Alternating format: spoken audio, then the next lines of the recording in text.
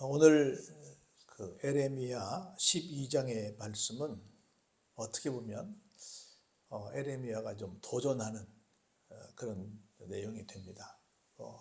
타이틀로는 에레미야의 질문 이렇게 말하지만 사실은 그 마음속에 좀 나는 좀 이해가 좀 안 됩니다. 이게 뭡니까 하는 좀 따지는 듯한 그런 뉘앙스가 있는 말씀이 됩니다.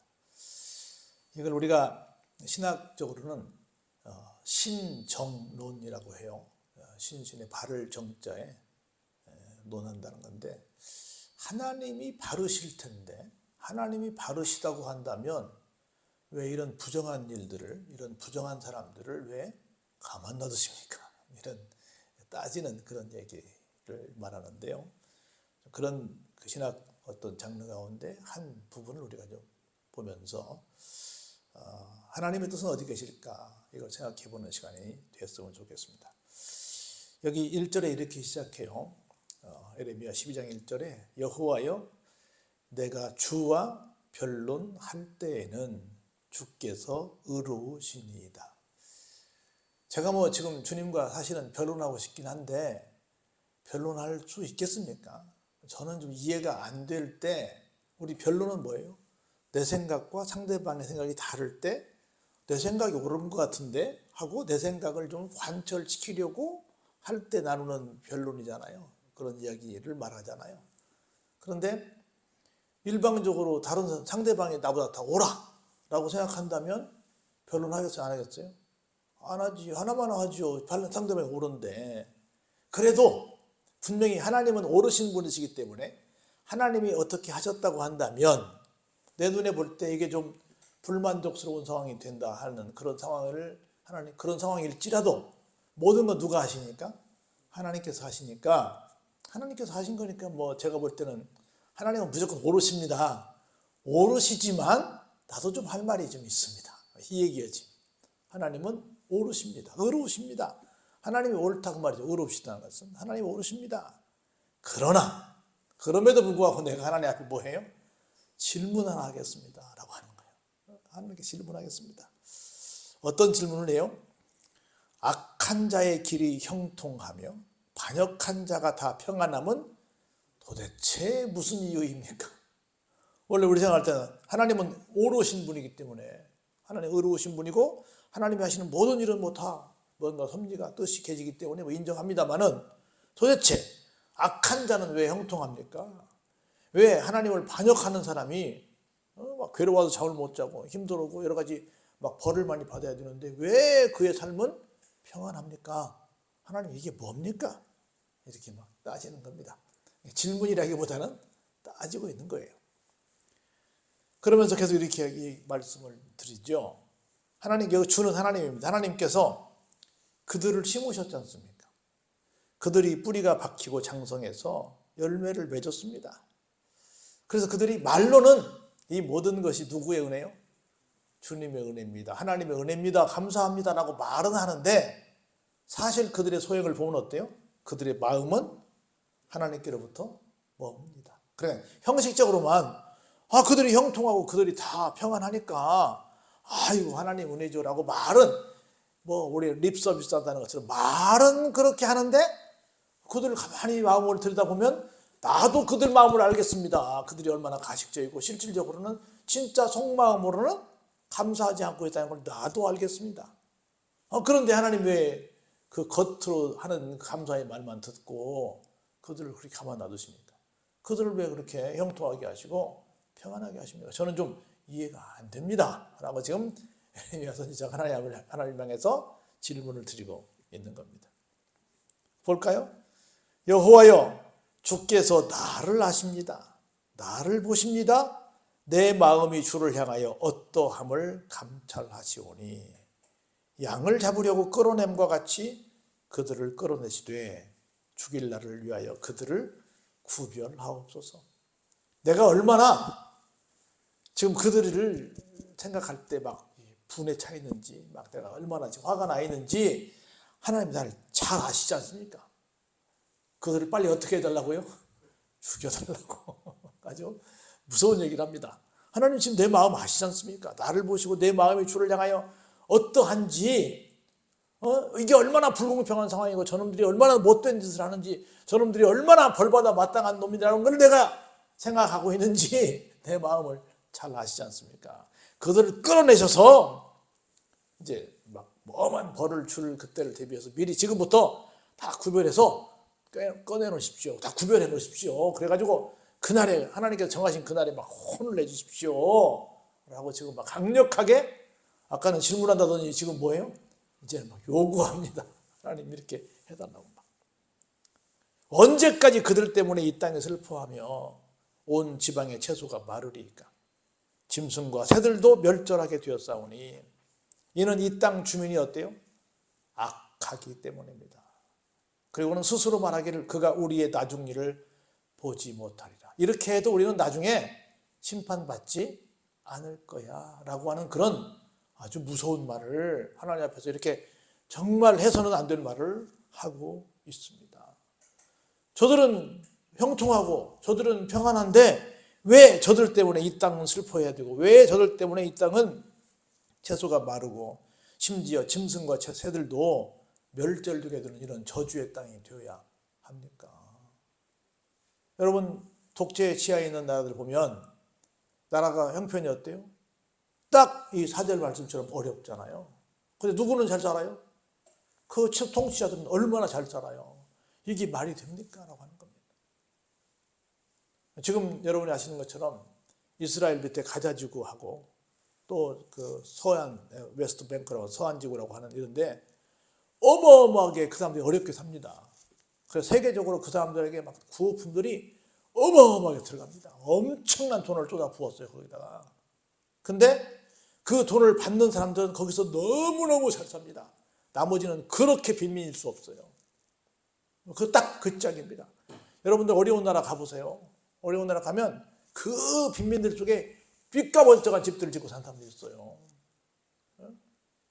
우리도 그 얘기해요. 뭐 아프리카에 눈물 해가지고 이렇게 막 뭐 도와주세요 하고 많은 단체에서 이렇게 방송에 막 하잖아요. 그렇게 하는데 도와줘야지요. 근데 그 나라의 부자들은 또 어마어마하게 부자예요. 거기에 어마어마한 막 구호품이 들어가고 많은 것들이 들어갑니다. 그런데 정작 그게 전달이 되냐고요. 이게 아니라는 거죠. 돕지 말라는 건 아닌데 그 속에서 정말 너무 부정적인 방법 때문에 이게 정상적으로 잘 전달이 안 돼서 이렇게 좀 통탄해야 될, 하나님 이게 뭡니까? 라고 에레미야가 지금 따지고 있는 것처럼 오늘 우리 상황도 해 아래 새 것이 없다고 비슷한 상황들이 전 세계적으로 너무나 많이 있다는 겁니다. 그러면서 만일 내가 보행자와 함께 달려도 피곤하면 어찌 능히 말과 경주하겠느냐. 내가 평안한 땅에서는 무사하려니와 요단 강물이 넘칠 때에는 어찌 하겠느냐. 생각해 보세요. 사람이 그냥 걷는 사람과 함께 달려도 피곤하다고 한다면 경주말과 함께 달릴 수 있어요? 안 된다는 말이죠. 내가 평안한 땅에서는 무사하려니와 요단 강물이 넘칠 때는 어찌하겠느냐.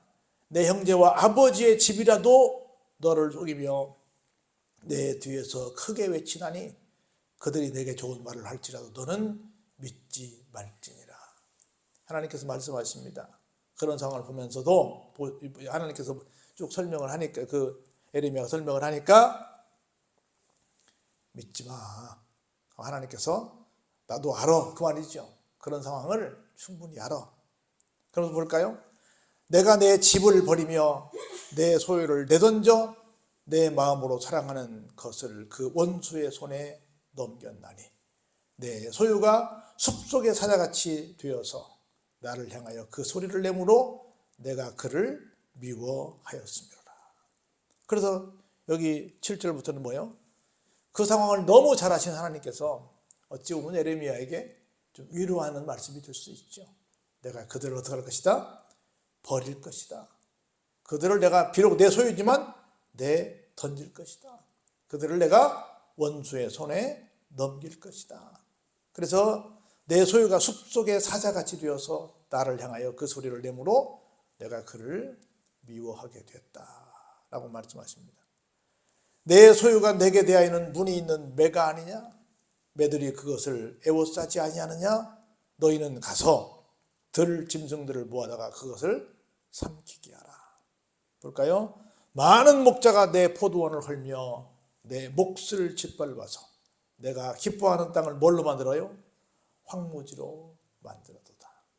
얼마나 참 슬픈 얘기예요. 하나님이 저들의가 아니라 전부 다 그게 다 누구 거라 그래요? 다 내 거라 그래요. 다 내가 사랑하는 사람들이라는 거예요. 그들이 이를 황폐하게 하였으므로 그 황무지가 나를 향하여 슬퍼하는도다. 온 땅이 황폐함은 이를 마음에 두는 자가 없음이로다. 파괴하는 자들의 광야의 모든 벗은 어디에 이르렀어요? 산 위에 이르렀어요. 여호와의 칼이 땅 이 끝에서 저 끝까지 삼키니 모든 육체가 평안할 수 없습니다. 그래서 어떻게 돼요? 우리가 밀을 심어도 가시를 거두고 수고하여도 소득이 없고 그 소산으로 말미암아 스스로 수치를 당하리니 무엇 때문에? 이는 여호와의 분노로 말미암은 결과다라고 말씀을 하십니다. 어찌 보면 예레미야가 3절에서 그들을 다 끌어내셔서 죽일 날을 위해 그들을 구별하소서라고 막 자기 안타까운 마음을 막 토로했는데 어찌 보면 그 말보다도 훨씬 더 심한 그런 형벌을 하나님께서 이렇게 예비하고 계시는 모습을 볼 수 있는 겁니다. 그래서 악한 자가 지금 우리 눈에 볼 때 형통하고 반역한 자가 지금 우리 눈에 볼 때 평안하다고 해도 별로 부러워할 일은 아니다. 왜? 그들이 하나님의 뜻을 역행한다고 한다면 하나님께서 이렇게 무서운 벌을 예비해 주셨기 때문에 우리는 절대로 어디는 가지 말자. 악한 자의 반열에는 서지 말자.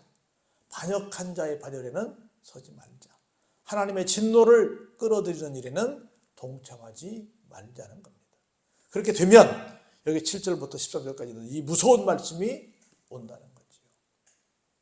그래서 여호와의 악한 이웃에 대해서 결론적인 말씀을 합니다. 내가 내 백성 이스라엘에게 기업으로 준 소유의 손을 내는 나의 모든 악한 이웃에 대하여 여호와께서 이와 같이 말씀하시니라. 하나님의 백성들을 손대는 사람들을 향해서 말씀하시는 거예요. 내가 그들을 그 땅에서 뽑아버리겠고 유다 집을 그들 가운데서 뽑아내리라. 내가 그들을 뽑아낸 후에 내가 돌이켜 그들을 불쌍히 여겨서 각 사람을 그들의 기업으로 각 사람을 그 땅으로 다시 인도하리니 그들이 내 백성의 도를 부지런히 배우며 살아있는 여호와라는 내 이름으로 맹세하기를 자기들이 내 백성을 가리켜 바알로 맹세하게 한 것 같이 하면 그들이 내 백성 가운데 세움을 입으려니와 그들이 순종하지 아니하면 내가 반드시 그 나라를 어떻게 해요? 뽑으리라. 뽑아 멸하리라. 누구의 말씀이라고요? 하나님의 말씀이라고요. 그래서 참 어찌 보면 재미있게 말씀을 하고 계신데요. 첫 번째 12장 1절로 6절의 말씀에서는 악한 자들의 형통과 평안에 대해서 예레미야가 따집니다. 그런데 하나님께서 5절로 6절 말씀에서 그 자들을 절대로 하나님께서 모르고 계시지 않다라는 말씀을 하십니다. 그리고 7절로 13절 말씀을 통해서 하나님의 분노로 말미암아 그들을 굉장히 응징하실 거라고 말씀하십니다. 그런데 그들을 응징하는 이스라엘 백성들의 그 악한 이웃들을 다시 하나님께서 그들을 뽑아내셔서 다시금 하나님께서 이스라엘 사람들을 회복시켜 주시겠다는 말씀도 하십니다. 결론은 뭐예요? 괜히 하나님 앞에 어떻게 하지 말자? 악한 자의 반열에 서지 말자. 그리고 반역하지 말자. 하나님 말씀과 상관없이 살지 말자. 왜냐하면 그렇게 하면 하나님께서 분노하심으로 이런 엉뚱한 고생을 하게 되니까 지금은 우리가 반면교사 삼아서 우리의 삶은 이러지 말자. 그러면 이렇게 어려운 삶의 자리에 빠졌다가 다시 돌아오는 일은 없을 것이다 라고 하는 겁니다. 그래서 우리가 늘 항상 이렇게 말해야 됩니다. 보세요. 16절에 그들이 내 백성의 도를 부지런히 배우며 하나님 말씀을 부지런히 배우는 것입니다. 살아있는 여호와라는 내 이름으로 맹세하기를 자기들이 내 백성을 가리켜 바알로 맹세하게 한 것 같이 하면 그들이 내 백성 가운데 세움을 입으려니와. 이게 무슨 말일까요? 옛날에 자기들이 잘 몰라서 바알에게 막 충성맹세했던 것처럼 아니구나, 우리가 진짜 충성맹세해야 할 대상은 하나님이시구나.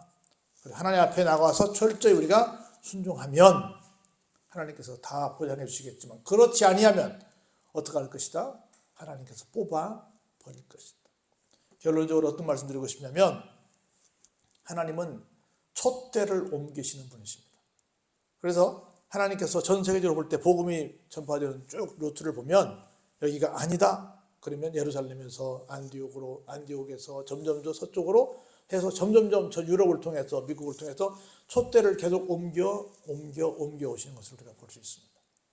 지금 우리가 촛대를 받았다고 우리는 믿어 의심치 않는데, 우리나라에서 촛대를 옮겨가기 전에, 또 어디로 옮겨갈지 몰라요. 옮겨가기 전에 우리가 하나님 말씀에 철저하게 순종하는 삶을 살아야 되겠다. 그래서 하나님의 말씀 앞에서 절대로 거역하는 자가 아니는, 그래서 하나님의 분노를 일으키는 자가 아닌 하나님의 사랑을 덧입는, 하나님께서 더욱더 견고하게 심으시는, 그래서 좋은 결실을 얻는 그런 믿음의 삶을 사는 우리 모두가 되도록 다시 한번 다짐하는 여러분 되시길 주의 이름으로 축원합니다.